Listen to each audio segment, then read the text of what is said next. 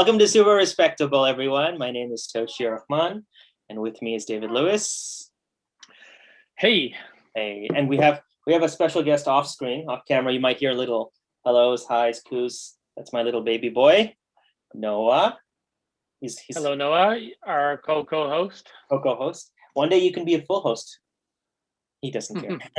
Yeah. How's it going, Dave? It's good. Looking forward to a holiday. About to go to Italy tomorrow. So first time on a plane in quite some time, pretty much a year. Yeah, a year. So I'm fully vaccinated and ready to travel. Very cool. Actually, it's I was going through our episodes, our previous episodes, and I saw the Italy episode, the Venice one, and it's pretty much give a month, a year. It's been a year, so like, good for you. And you loved Italy so much, you're going back. Going back. So yeah, maybe I guess next week I'll have to do another live episode or semi-live episode from Venice. Sure. Just repeat. I won't rehash the Plague Island thing. I'll have to find some other interesting thing about Venice to talk about. I think you're all the episodes you've chosen seem to do very well. The last one, the Carlos Ghosn one, people very much like that one. I think they love criminals and escape stories. So, or they love Japan. I'll think of some Venetian criminals to talk about. Very cool. And you guys are ready for your trip? Like packed, documentation? No. Okay. Good. No. Well, So basically, 2 out of the 3-ish weeks that we're going to be on holiday is going to be on a beach. So there'll be not too much packing required for that aspect. Yeah. So I know it's a long time to be gone, but I'm going to try and just keep it light. And it's going to be quite hot. So it's going to be like 25, 30 degrees every day. So that'll also minimize the amount of clothing required. Is this are you going to try to really just R&R, rest and relax during this, or you got stuff to do during this trip? I got a stack of books. I'm going to try and delete all my apps on my phone, not touch my phone. Yeah. Throw it into the canals. Yeah. Have you I know you and I, we discussed reading a book and to discuss later on. Have you started that book, or will that be one of the ones on the reading list? Yes. So that book, it's quite long and dense and a challenging book, I think. Yeah. So I think I want to read it closer to the time when we're planning to do that particular episode. So I don't know about you, but when I read a book, it's kind of a bad reflection on me, but I tend to think it's either good or bad. And I'm like, when I think about a book download like 6 months ago, I'm like, I can tell you that I like the book, but I can't really even remember like some of the main characters' names or what happened or some of the main storylines. I just remember, that was a good book. Yeah. So I want to be a bit more fresh and that's like you too. I mean, I don't quote books or like from like 10 years ago. I just remember, did I like it or did I not like it? But you're right. That book that we did mention is extremely long. It's made for teenagers for some reason. I'm about 100 pages into it, and because I just with the baby and everything, I just do a little each day. But some of it's kind of dull. Are you listening to the book? Because it must be hard to read a book now with baby Noah. No, I hate the listening. I have the apps. Oh, I have the apps. Sorry, he doesn't like the book. But I'm reading it like old school style. Oh, sorry, pacifier time. Okay, good boy. Oh yeah. I think pacifiers might be I don't really get the appeal, but kids seem to love it. Yeah. So, okay, we'll do that episode when it's time, as we get closer to it. Sounds good.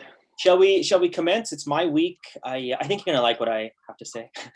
Let's do it. I sure hope so. So my wife and I were watching a show, and a part of the show was set underground, and I started thinking about like all the cool things I've seen in my life about like underground taverns, underground military bases, underground homes. And so I thought I would kind of look into some of the 3 most interesting underground concepts there are. Can we hear our co-host? No. A little bit. He's a little. He's gone to sleep. Okay. So I found 3 really interesting places around the world that have some type of underground element to it. And I'll do it in the order of least interesting to me to the most interesting to me. And I don't know. So I don't know. Carlton tunnels? Well, that came up too. Sorry, I don't want to ruin the surprise. That unfortunately didn't make the list, but it is a close fourth. For those who don't know, both David and I went to this university called Carleton University in Ottawa. Ottawa is a very cold city in the winter, and as such, it's very difficult to walk outside for long periods of time. So the university built an entire underground tunneling system. So pretty much the minute you got onto campus, if you entered the underground system, you go to pretty much any building in the campus and not go outside. How did you enjoy that? Did you was that interesting? I really thought it was fascinating at first. I thought it was great. A very unique aspect to university life in Ottawa, and I had never stayed. Unlike you, I'm from Ottawa. I was with my parents and stayed in a rented student accommodation with you in the final years. Yep. But I was never on residence. But you could also go straight from your residence halls into class, and so a lot of students would show up holding their teddy bears and wearing their pajamas, and the teachers would have to plead with the students, please put on some proper clothing to attend the class, and they would never, It really was convenient and maybe too convenient at points. Did you ever show up to class like that? Not with my teddy bear, that stays in the dorm, but in my pajamas, sure. I mean, it was so weird because for my whole life up until university, I used to be getting up at 7:30, going to school. And then once 8:30 classes came in college, I was like, oh, no way, it's too early. And then I got lazy. But yeah, I mean, I got really familiar with the tunnels because not only did I live on campus, but then I also worked at the university as well for the election. So I got to know that, and I used to spend a lot of time, like my buildings were kind of far apart in the first year, so the tunneling system was really cool. But it's weird too because we used to walk through them in the middle of the night or 2 or 3 in the morning, and it was a weird little world. And there were little doors and little and they had golf carts going through. Yeah, so it's a cool world, and so like that intrigue of it kind of got me thinking as well about some of the other places. So my first interesting place is, did you know that a number of militaries around the world have underground bases or mountain bases for protection?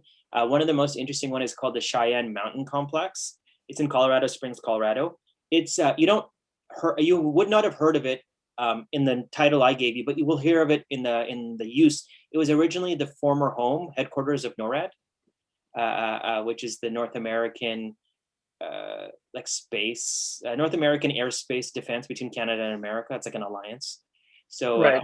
It like NORAD looks at missiles, space systems, air travel, foreign aircrafts worldwide. But kind of a Cold War relic. It's still around, scanning the horizons for Russian missiles. So thank you so much for putting that. So if people don't know their history, in the 50s, there was this huge kind of threat that the Soviets would kind of attack the Americans and vice versa. And if that were to happen, Canada... Or Carleton University, that's why we had tunnels. Yeah.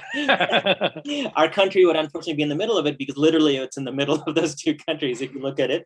So what the Americans did was they formed NORAD with the Canadians, and they took this mountain in outside of Colorado Springs, Colorado, and they started building like underground like bunkers and tunnels so it could withstand a nuclear blast.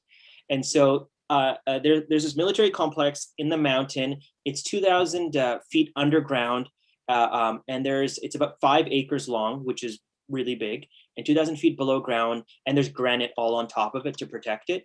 There's about 15 3-story buildings in this complex, and it's so cool. These buildings have been built in a way so that they're earthquake proof or nuclear bomb proof, and they won't shift more than an inch in either direction. And the whole system is pretty much like a little labyrinth down there. There's people who live there. There's suites. There's like little hotels for like their officers. There's a medical facility, store, cafeteria, fitness center. And the bunker door, I mean, there's over 25 doors, but the bunker door is so big that it can withstand a 30 megaton nuke explosion within 2 kilometers of it. And so all the other doors can withstand like blast waves. And so pretty much what it was, this thing was built in case the Cold War really came to a nuclear end. It could withstand its military. It could be a headquarters for the rest of the military to fight against the Russians. But what happened was, as the Cold War kind of started dissipating, they were like, maybe we don't need this intense of a place for this. So now they have a number of military bases, military battalions working out of there, but it's no longer the headquarters of NORAD. NORAD has actually moved into Colorado next door into like a normal building, but it's kind of cool. And I was researching this, and I think if you watch a lot of those like Cold War movies, or those movies where like Russia, or now it's the Koreans, I guess, or whoever is fighting the Americans, they always have these like, take the president to like the underground base, take him to the bunker. But it exists, which is kind of cool. So like they spent almost 6 years in the 60s building this underground structure. They spent $140 million, and it was used for something that never ended up happening. But would they make it in time? Like, so imagine they start pressing the red button over in Moscow. Yeah. In 1975 or something. Yeah. I mean, I don't know how long it takes for one of their nuclear missiles to reach the U.S. territory, but wouldn't it be too late for them to like take the whole like high command off to this bunker location? It's a waste of resource. Yeah, I mean, I think so. I mean, Washington too. I mean, if we're talking about like the line of succession or whatever it is, like I don't think he could get. I think the president has his own protocol. I think he goes somewhere. There's a number of bases around the state. Because when they last did that type of thing was 9/11, right? Yeah. So basically, like they let George Bush go out while Cheney was protected. Yeah. Have you seen Vice, right? The movie. Yeah. I've seen Vice. Amazing. Yeah, that is a really good movie. But I what I don't remember is where they put him. Because Cheney was protected somewhere underground. It must be like somewhere in DC or Virginia. Probably. I mean, there's Camp David, which is close to DC. There's a bunch of like the American military is so well established and funded. They have bases around the world, and I mean, like I bet you we don't even see half the stuff that they're doing. So I mean, there's an entire show on the line of succession called Designated Survivor. And so the American system, I don't know it in detail. I think we kind of touched upon it in our Trump episode, but like there's the president, the vice president, the speaker of the house, blah, blah, blah, blah, blah, blah, blah, blah. So like in this situation, if something happens, it kind of passes through the line, but there must be protocol as well for like, in case something's going to happen, taking the president. I know there's a bunker under the White House. I know there's probably ones that like off to the side as well. And so yeah, I don't know, but I think the Americans are really like militaries. I think they need to continue in scenarios of emergency, so they always want to have an HQ somewhere. And so, like whether it's a general who takes over or another secretary or whatnot, they need to have a place that's like fully equipped. From my research, I found that a lot of these bases were actually built a long time ago, so they've been upgrading a lot recently. And an interesting thing I found was that when they upgrade, so it's split. Some countries use third party. You're closing the window at your beach, huh? I mean, yeah, it's a very sunny day here at the beach. So some countries, when they upgrade these military complexes, they use their own in-house like military construction. I understand that for privacy and security reasons, but some use like third-party companies, like they like give contracts out, and so some third-party country like companies are like, it's interesting. I guess they'd have to sign like NDAs and like, and like go into extreme secrecy and stuff. But it's weird to think like a third party company would come in and like upgrade a military complex. You know what I mean? Like they know everything that's happening, but it's a lot of money, and like these militaries have it. So it was interesting to me. Are you reporting live from a bunker location? Sorry, this is my secret bunker. I forgot to say. So I'm fully equipped, beds, food, kitchen, in case of the nuke or in case of the zombie apocalypse. It's here. But yeah, I didn't include it in the list, but an interesting thing I found in my research, and also I knew this before, is that the new trend for billionaires is like having their own bunkers and like luxury bunkers and stuff like that. Mm-hmm. And I saw some of them, and like some of the companies that offer them, and it's so funny. Like they offer them like oil paintings, massage rooms, like cars, like all the things that are kind of like useless in a military in a apocalyptic situation. But that came really big during the pandemic, eh? Like you basically saw what happens if society starts to break down. Yeah. All the rich people would fly off to New Zealand or like Montana to their like bunker life and try and live off canned tuna until it's safe to come out again. Yeah, I don't know, but yeah, that was my first one. Okay, the second interesting underground scenario, and I don't know if you've been there. Have you been to the Catacombs in Paris? I have not. Have you? I have not. That was actually the impetus for this episode. I was watching a show and they had it. If those of you who don't know, the Catacombs is this interesting underground ossuary, which is I had to Google this word, ossuary. Ossuary is pretty much a place where you keep bones, like human remains. Underground ossuary in Paris. It's like an entire tunneling system under the city, and it holds the remains of over 6 million people. And it's actually really interesting. I would love to go the next time I go to Paris. I've only been to Paris once, but you can take tours of this whole underground system. And what it was before it was made to be an ossuary, it was actually just a tunneling system to kind of consolidate the stone quarries of the city. So Paris was built. A lot of the buildings are old. They were built from a certain material that were mined from under the ground. And interestingly, I don't know why they did this, but once they finished mining a certain area and there was nothing left, they would just leave that that part of the tunnel there and they'd move on. So they have all these little places. And so what actually ended up happening was cemeteries would be overflowing in Paris about 300 years ago, and buildings were collapsing because of the holes. And so really they pretty much it got to a situation where graveyards with too many bodies and they didn't know what to do. So some guy was like, oh, you know what? Why don't we just ship them from the cemeteries to the holes under the ground? We can keep them there. And so people were like, that's a smart idea. And so I read that there were times where there were just hearses coming, people just all day, 24 hours of these bodies coming underground, which is kind of creepy. But from a logistical point of view, I guess it was very intelligent that they found places for these bones. So what the French did, what the Parisians, is that right? Parisians? Oui, oui. What the Parisians did at the time was they started putting these bones underground, people's remains, not in a disgusting, mutilating way, but in a respectful, let's place them way. Super respectable way. In a super respectable way. And so if you go there now, there's actually parts of the tunnels, the catacombs, where there are bones there. If you go online, there's an entire section. You can see skulls and bones, and they've been respectfully placed as a resting place. So they started doing this a couple hundred years ago, and then they decided in the 1900s, that they would open this place up for visitation. So people would come and check it out, and it became a tourist site. And it's so popular that in 2013 it actually became controlled by the Paris Museum Association. So it's listed as one of the official museums of Paris, the Catacombs. Really? Yeah, it's really interesting. And so when you go there, you can see the bodies, you can see parts of the catacombs. There are parts that are locked off, but it pretty much tunnels a huge part of the city. So if you've been to Paris multiple times, you lived in London, I'm assuming, when you walk on the streets of Paris, it's one of those cities where you know that there's something underneath too, just like London, just like New York. And so there's an entire underground world, which is pretty cool.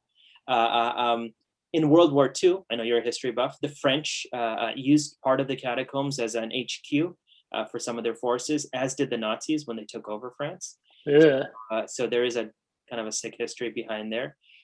In 2004, police discovered that there was a fully equipped movie theater in a part of the catacombs. It had its own cinema screen, seats for an audience, projection equipment, film reels, and a bar and a complete restaurant. And what happened was, I guess a group had kind of snuck in there and pretty much built their own little cinema.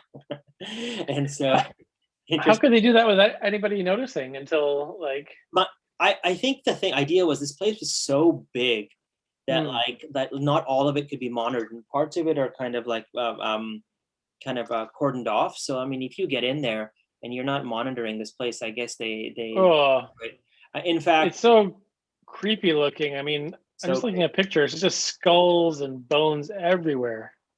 Yeah, I think yeah, I got that impression too. I know I didn't include this. I know there are catacombs under Rome as well. There's an entire tunneling system. Have you been to any of the European catacombs?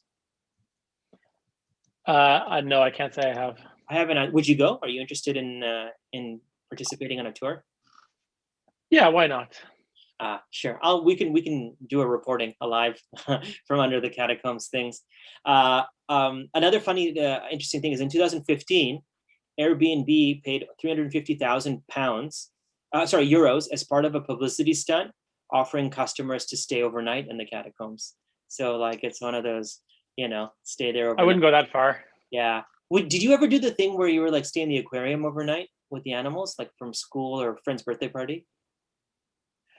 No. In Ottawa, they had the stay at the Museum of Nature where you could sleep with the dinosaurs, Oh, um, which I thought was cool. But I think I had too many nightmares and crazy vivid dreams that I was like, no, this is too much for me. yeah. I've never done any of those things, but it would be cool if you were a kid, right? Like if you had like just the theory of it to spend a night with dinosaurs and stuff in a museum. But I think like with these sort of sleepovers, like the kids don't sleep much. The kids like Yeah. have like an hour of sleep because they're so excited So and they're excited. having candy and running around. I mean, wouldn't if you're? I mean, even at 36, I think it'd be fun. Wouldn't it be fun to play a game of hide and seek in the Museum of Natural History in the middle of the night, or like tag or something fun like that? Like that's I Yeah, don't I think they do. cordon off. Maybe they don't go that far, but like they do have these night at the museum events in the Netherlands, and I think in Ottawa too now. Yeah, Which yeah, I think certain people shouldn't be drinking around very expensive pieces of art and fossilized remains, yeah. but for most civilized folks, it's a great idea. I thought you were talking about the kids drinking in front of the hostel. I was like, I don't think that's a good idea. No, no. You know, Definitely not a good idea. you can. I think if you've got enough cash, you could probably do what I've heard of people renting out Disneyland on like middle of the night and stuff like that for a couple hours, like for birthday parties and this and that. So like, man, I'm sure it's the same with the museums in the Netherlands or there. If you have enough cash, you can do whatever you want, right? But Money talks. so yeah, like so the catacombs are really interesting. As I said before, though, as interesting as it is, it's actually a huge disadvantage architecturally in Paris because of these gaps in the ground. Certain places of the city you can't build large buildings because there's no foundation because it's pretty much like this and then like a big hole underneath it. So if you look at the map of parts of Paris, there's a lot of smaller buildings just because there's no foundation and cave-ins have happened. But also, I mean, sometimes there's too much interest from the public. Sometimes there's thefts, vandalism. Even during COVID, they had to shut part of the catacombs down. But next time you go, check it out. It looks really, really interesting and cool. That there's a whole little world happening underneath this big world of Paris. Yeah, it's kind of shameful. I mean, I've been to Paris a bunch of times and Rome, but haven't made the visit to the underground world. Yeah. Have you done like caves or caverns or anything like underground? Usually, people like. Have you seen anything interesting? I've only done caves, to be honest, and like not spelunking or anything. I like that word spelunking, by the way. But but I've done tours Yeah, under the ground, but it's not really that great for me. Like I haven't seen anything like fascinating and cool. I did in Wales Hmm. some caves, Yeah, but I get really claustrophobic. I really hate the idea where I can't stand up straight. yeah. So you go into some of these things where you have to crouch all the way through, Yeah. and it really gets super uncomfortable if you're not used to it. And yeah, it's not my cup of tea. I'm very much a Above ground type you of guy. know what's that? You're an above ground type of guy. I'm an above ground kind of guy. Yeah, I, I did when I was in Turkey. I went to a place called Cappadocia. People might know it because they're famous for air balloons and stuff. yeah. But it's Great an Instagram location. yeah, yeah. That's why I went there to gram it. It's all about the gram. To gram. But they have it's an entire cave city, and there's little towns and stuff like that, and people lived in the caves, and part of it go underground. It's pretty cool to think that someone built that. But I'm like you. I get pretty claustrophobic. Not pretty, but like I just don't find it entertaining, especially when it's long and like there's no end in sight. I remember my family and I, we went to Hawaii and we were driving and we stopped at this like cave, underground cave, and we were the only ones there. And the guy gave us like these headlights, what do you call them? Like he gave it, and he's like, yeah, just keep going, you'll find an exit. And it's the five of Oh us, no. and like it's really like I don't know how miners and these guys do it because like it gets to you after a while. Like it's pretty It's hard. definitely a topic for another episode, but it is these guys who do cave exploring and they go exploring like totally unmapped underground locations. And it's insane because they don't know if they're going to be able to find their way out again. Yeah, I'm Yeah. not interested in that. Like, I mean, interested in listening to it, but I'm not interested in doing it. It's, I think as you get older and you have more to lose and stuff like, and you start becoming more kind of settled in who you are, taking risks becomes less of a priority. It's like the guys who try to hold their breath and see how like deep diving. Like, I have no interest in doing anything that could risk my life. But imagine being stuck in a cave and not finding an exit either behind you or in front of you, like, and you don't know what's happening, right? It's not mapped out. So it's like It's creepy, man. I think, and just on that point, just kind of in a similar scenario, have you seen the guys who go underneath a big block of ice and then they try to make it to the other end and they don't know where the other end is yet on one breath, or even with a thing? That's scary, Dave. Like, dark. That's stupid. It's it's very stupid. What's the point of that? Unless you're like trying to catch some fish to feed your family, I don't understand why you would do that. I don't know. Okay, so here's the one I think you'll like the most about underground stuff, and this one is it's very history related. So I love World War I, World War II stuff. More World War II, because I find like it's I think it's more interesting. But there's no Hollywood hits with World War I. It's not a sexy war. It's not a sexy war. So do you know about Hitler's bunker where he killed himself? I do. You do? Okay. So you got to correct a couple of the things if I make any mistakes. But the Fuhrerbunker, is that how you say it? Fuhrerbunker. Sure. So those of you who don't know, Hitler was running his regime out of Berlin, and right outside the city, he had this air raid shelter built over the preceding years before the war came to an end in 1945. And it was actually built in two phases. So you had, please pardon my German lessons. You had the Fuhrerbunker, which is meant forward bunker, and then beneath it and behind it, you had the Fuhrerbunker, which was his kind of HQ in case of an emergency. And so Hitler had a number of headquarters placed in a number of places over his regime in case he had to switch. But he spent not that much time in the Fuhrerbunker. But in 1945, in January, he actually, when the Germans were losing, it looked like he was going to lose the war, he took up residence. He shifted from his other HQ down to the Fuhrerbunker on the 16th of January in 1945.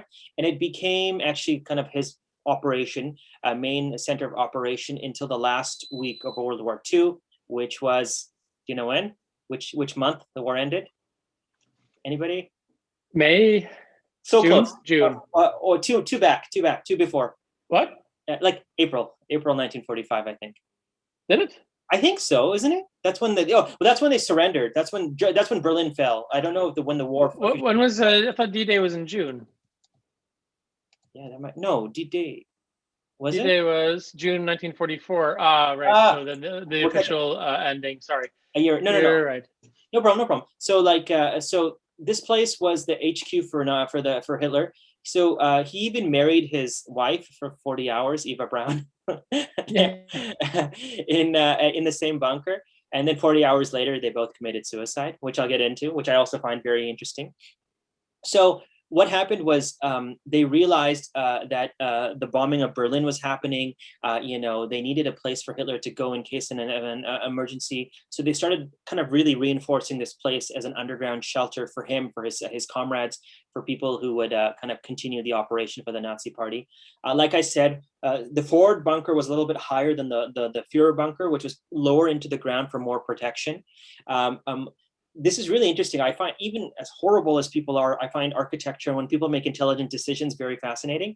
So the way this bunker and this bunker were connected was by a set of stairwells. And this is so fascinating. The way they built is they kept putting right angles onto the stairwells. So in case of a scenario, there would be doors that would keep shutting to really reinforce that Fuhrerbunker. So if soldiers were coming in, if there were more bombs or whatnot, there was a way to protect Hitler and his team in the lower bunker by the way the stairs were built. It's fascinating, right? Wow. Yeah. Very good. Well, I don't know if it's good, but yeah, reinforce. Yeah. Very well thought out. Very well thought out. We're neutral people. We are anti-war, anti-Nazis, but pro-intelligence. So Hitler's bunker was deeper and had more reinforcement. Even the roof was made of about 3 meter thick concrete, which is crazy. 3 meters is like, it could really withstand stuff. So once they started building this bunker, they started bringing stuff from the Chancellery, which was the headquarters of the Nazi Party. They brought in high quality furniture, oil paintings, because Hitler was a snob. And so he was an artist. He was an artist. He actually, I was reading when he killed himself, on a side note, he left a will. And in his will, he said that he wanted to donate all his artwork to like his local hometown or something like that. Well, that's very gracious. When you got, so people have done, the bunker doesn't exist anymore, but based on when people did go and see it, because it didn't get destroyed post-war immediately, people have said that like when you come down these stairs, there's this long corridor. One of the rooms was a generator and ventilation systems. The other was a telephone switchboard room. Eva Braun had her room. Hitler had his own office and bedroom. Excuse me. There was a picture of Frederick the Great, which was one of Hitler's heroes on the wall. There was Hitler's bedroom as well. There was a conference and map room, which was where kind of his situation room. It's just a very self-contained complex. But there were some negatives built in the room too. So the Fuhrerbunker was so deep below that there was actually water on top of it, like on top of the 3 meters of concrete. So the conditions were pretty damp down there. It wasn't always great. There was also pumps around, so you could hear kind of like the pumping. There was a diesel generator that provided electricity as well, and communication systems. So it wasn't really like the Marriott or like the Intercontinental down here. It was more of an operation space, but he was down there, and the conditions were deteriorating as the war went on. Because remember, this place wasn't used until the end of the war, right?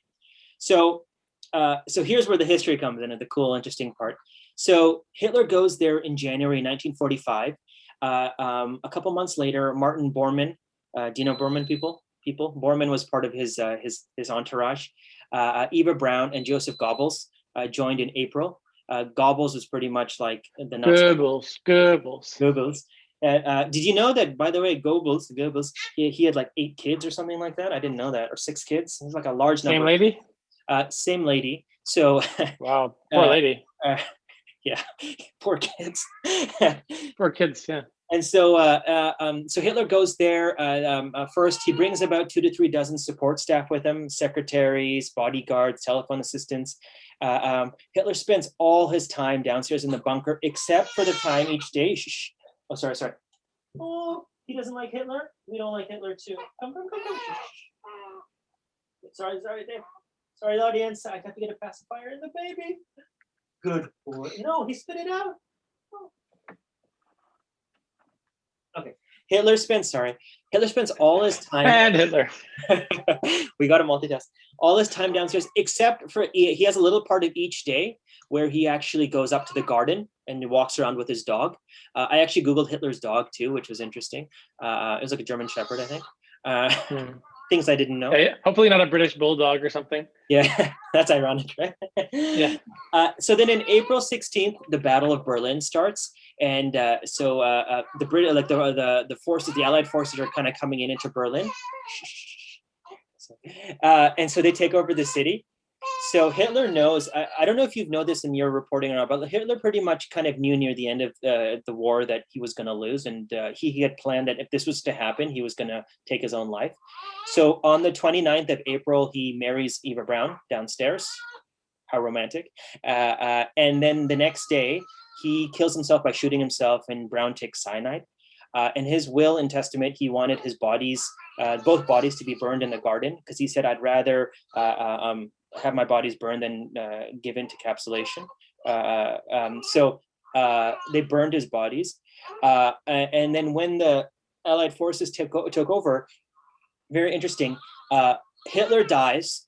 Hitler leaves I think Bormann in charge. And this, I forgot about this point. Do you remember who took over the Nazis after Hitler? It's for like 30 hours only, for like a day or two. But Goebbels had some time. Yeah.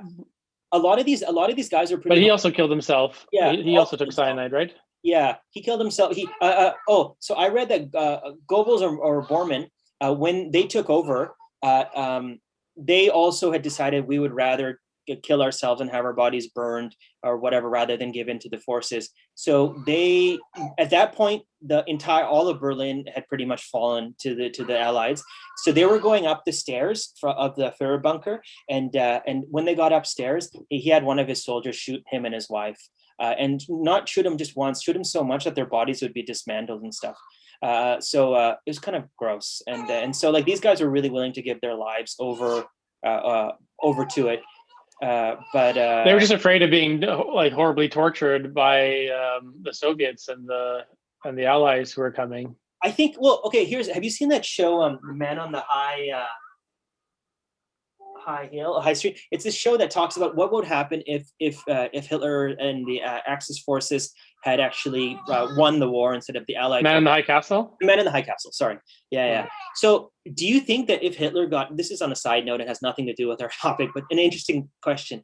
Do you think if Hitler had been captured by the Allied forces, that he would have been shot and killed, he would have been tried, he would have been brought to The Hague? I mean, I know The Hague didn't exist at that point. Like, what do you think would have happened in that scenario? Well, the way it was working out was that the Soviets were coming, and they like rampaged through Berlin. He wouldn't have stood a chance. He would have been like, I think the soldiers were blood hungry, and there may have been orders to like hold him down and make him stand trial. Yeah. But I don't think they could have stopped the Soviets from the soldiers from doing whatever they wanted to him. Yeah. I think what happened to I know a lot of the guys in the top of like in the operating, in the C, in the chief level, in the C section, a lot of those guys took themselves, but the rank and file, a lot of them just gave in, right? A lot of them just surrendered, didn't they? Yes, that's true. Okay, everyone, I'm sorry. I gotta bring the little guy into the arms. I'll try to keep him. Welcome. Oh, you can see his hair. He's a war buff, a war nut. Not a war buff, a war history buff. Sorry. Okay, good boy. Sorry. We'll edit some of these elements. Okay. Oh, so sweet. Good boy. Good boy. Okay. There we go. Okay. So to go back to it, so what happens is war comes to an end, and the Soviets took over Berlin, right? Between 1945 and 1949, they actually destroyed a number of the landmarks in Nazi Germany. The bunker, though, is interesting. They tried to blow it up in 1947, but because it's so well built and it was underground, they didn't actually get to destroy it. Only the separation walls were damaged. Then in 1959, if people remember. If people remember their history, Berlin gets split, right, into East Berlin, West Berlin, and unfortunately, the bunker is placed in East Germany, East Berlin, and that's kind of the part of the city that gets neglected and nobody gives a shit. Yeah? And so this bunker is still there. It's pretty much undeveloped, neglected. Okay, everyone. Okay, we're gonna bring baby Noah into the shot. The back of him. There you go. So it's neglected and undeveloped, and in 1988, 1989, so this place is still there. I think the German government tried to really shut it down, make sure people wouldn't go there as a tourist site, because as most places, they didn't want to really propagandize it or really kind of romanticize it. So in 1988, 1989, they're rebuilding that area. They're making it into like residential housing. And so a number of crews find the underground sections of the bunker. And most of them is destroyed, but they do find like certain passageways and rooms and stuff. And so eventually the government the German government decides to kind of destroy the entire place. They don't want it around anymore. And so now it's pretty much a residential complex and a car park. But here's the interesting thing. There was a sporting event that happened a couple of years ago. And in that area, they put up a plaque or like a board that kind of just said that this was the place of the bunker. And they had a little map of it, like just to kind of, for more of a historical point of view. But the bunker no longer exists. They built over it. So some guy is like living on top of Hitler's bunker on the 11th floor of his like walk-in condo or apartment right now. But it's interesting. Like I thought that was really fascinating because it was such a huge part of history. And now have you seen the movie, Der Untergang? No, is it good? Downfall? Oh no, that's one.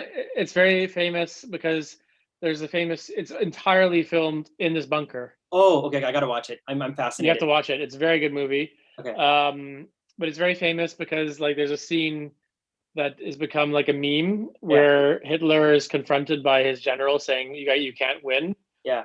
and it's been used. It's kind of an old thing now because it's movies from 2004. Okay. But for a while, people were using it and changed the dialogue to like say, the Ottawa Senators are losing. There's no chance of coming back. No, sir. There's no, and so they would just replace it for any kind of scenario where things aren't going well. Yeah. And it's pretty crazy because like it shows the whole thing. It shows those guys like doing the final days of the regime. I love war movies. I've seen a number of them. I've seen one. I'm going to put that on the list. I've seen ones where they were like, in theory, like when assassination attempts on Hitler, trying to kind of bring his downfall before the end, and they weren't succeeding. I mean, from just a historical point of view, like this guy and his team were so determined with their ideology that he was willing to take his life for it, right? And for the longest time, it seemed like it was going to like progress and win. And for me, one of the things, we were in a history class together, weren't we? You and I in university? We did Middle Eastern history together. I don't know about any other one. Didn't we do like World War II, Franz Ferdinand, blah, blah, blah, blah, blah. Like, did we do that together? Archduke, this, like, 20th century history? No? I don't know. Yeah, so, yeah, maybe. Maybe. For me, like, the thing about, let me just finish this topic off before I say that. So I think one of the things the German government has done in the last 50, 60 years is they really tried to get rid of Nazi sites, or I know they've kept some as well as some of the other countries. Like, there are a lot of concentration camps which are historical tourist sites now. But I think in Germany they've made a real effort to kind of get rid of stuff that really looks bad as part of their history. Have you you've been to Germany? Have you ever been to any of these places or seen any of these places? I've been to Berlin. It's a great city. Yeah, great. And yes, I have been to what's it called? The one of the concentration camps, Dachau. The Dachau. Is that outside the city? So Dachau is. My God, I'm getting embarrassed. Yeah, it was Dachau concentration camp. It's the one outside of Munich. Okay. Obviously it's a very traumatizing experience to go to any one of these things. I don't know if you've been to one of these locations. I've been to other. So they unfortunately they don't glamorize it in the slightest, and they don't even advertise it really. Yeah. So when I went there, this was back in 2004. There was barely any kind of signposting, any like indication. It was like next to a Burger King off of like a car dealership. Yeah. Like you don't want to have a thing to be like, here's a flyer for a concentration camp for a horrible thing. But like when you're there, it's like very well done and very well presented about like what happened. Is it more of a historical site in the sense that like this is where things happen, like you're learning about it, or is it like? Yeah, it's very raw. Like they don't put any kind of like flashy lights or anything gimmicky things. It's just this is what it was. But what I think I would hate to go to now is that everyone's got their smartphones. Yeah. I sound pretty old saying that. I think it's just a phone now. Yeah. And they're like taking selfies. So everyone's taking selfies at these horrible places and like posting on Instagram, which I think I would get really angry and like get into an argument with someone there. Yeah. But thankfully, when I went there, it was very somber and no one was doing stupid stuff because they didn't have the means to really. But yeah, in Berlin. I went to the memorial. They had and what's quite jarring about it is that they have this big memorial for the murdered Jews of Europe, I think it's called, and it's right next to the Bundestag. What's the so it's literally right next to the German Parliament building. Oh, okay. That was intentional, right? I'm assuming. I guess so, but it's right in your face. And again, I think there's a lot of people who don't understand what they're standing next to, and they take stupid pictures next to it. But I think Germany does a very good job of confronting their history. As you should. I think. The Germany of today is not the Germany of 70 years ago, right? So, like, I mean. The world's changed. The world is changing. But I don't know about you, but I feel like in Canada and in the West, like in non-German education systems, what you're taught to know about Germany is Germany, World War II, World War I, Nazi stuff. Yeah, it's very hard to like change what's going on in your head based on what you were taught as a child. Yeah. is like all you know is that they started a bunch of wars, and when you go there, like when I went there for the first time as like this kind of It's an entire. naive tourist, I just thought I'm entering like the enemy territory, and it was Yeah, very foolish. very true. I think that's really. I think. I mean, if you like history, like I think history is taught poorly anywhere you go in the world. By the way, I don't think like people do a really great job of it, and especially here in an academic setting. I think like how many like I learned about like our version of how World War One started every single year for university, high school, and I learned the same stupid way they taught it. Like Archduke Ferdinand got shot and blah blah blah. But it's like much more complex and interesting than that. But I mean, there's a point in teaching history too, right? So we don't repeat it, but we can get a better knowledge of ourselves. And like this stuff is really fascinating, but I just think the way it's taught is not the greatest as it could be. Uh, but I would like I said, if I went back to college and university, I would take so many more history classes because I just found it fascinating. The readings, the stories, Yeah, I amazing. kind of feel like I missed a huge chunk, and they should basically start from the beginning, you know. Yeah, It sounds very stupid, but I'm like, why don't they start from as early as they can, at least like Roman history or Egyptian or something, Greek civilization. Give yeah, us some foundations on that, and then start moving forward. But I yeah, felt like they sort of started us on, like Canada was created, and then there was a couple of wars. Then you're here now, yeah, yeah. Louis and Riel, that's the Canadian fur yeah. trade. But when you go to the UK and you talk about people in their education and history, Yeah. they learned about the Romans, about like War of the Oh, Roses, all these crazy wars, and obviously that's more pertinent in Europe and in the UK. yeah. But it's still important to understand like the thread of how it all I flows. agree. I agree. Maybe that'll be like I think American history also seems to be more kind of romanticized and popular around the world, and like you have things like Hamilton, which has made it more kind of modern, and then you have like the presidents, and there's like a whole aspect to it. But I think any country's history is important and relevant to its people. But like for if we're going as Canadians, if we're going to be learning about history of other countries anyway, we should have like a thread, as you say, and we should make it more relatable. And I think like we need better teachers. No offense to our and like who are interested because our curriculum, I get it. Like it's like teach the kids the same thing. I learned about Canadian history every single year of my life in high school and in junior school. It was like a repeat. I don't know if you felt like you had that or not, but I felt like I learned I this. mean, they could teach it in a semester and then move on to some other stuff. But it was fascinating. Okay, so my question to you was that what do you think Germany was? This has nothing to do with our topic, but it's about war. What do you think Germany was like between 1918 and 1939? Like between Horrible. really like how like do you think it was sort of like Well, they had the I mean like not only in a socioeconomic system and a political system, but like how do you think it rose like in that what is that 20 years, 15 years, 16 years, whatever like that it like they're like what we should do. I know they didn't say we should do this again. Like what I mean like what do you think it was like, well, they had hyperinflation. They were like Zimbabwe. They were the first Zimbabwe. Yeah. So they had the Weimar Republic after. I can go into all sorts of detail, but like they basically were brutally punished for starting World War One by the Allies, Treaty of Versailles. Yeah. And I mean, the way I see it is World War One never finished. Yeah. It was just a continuation because it was so oppressively burdensome on the like reparations that they were made to pay Yeah. that it made someone like Hitler so angry and wanted revenge for what happened, Yeah. and he managed to like galvanize, persuade a bunch of people, and eventually push the entire country into it. Was Hitler alive and as a child during World War One? Yeah, he was an adult. He was He was an adult. Okay. yeah. I mean, he was imprisoned for trying to do these putsch, the beer hall putsch, and trying to. He was already very active as a. Oh, okay. This is post First World War because he was very angry about what happened. Yeah. That's And then he wrote Mein Kampf when he was in jail. okay. And that's his big like philosophy and doctrine for what was founding the Nazi Party and all that. So Yeah. yeah, he there was a lot of angry people in Germany at that time, and eventually it led to the rise of his party.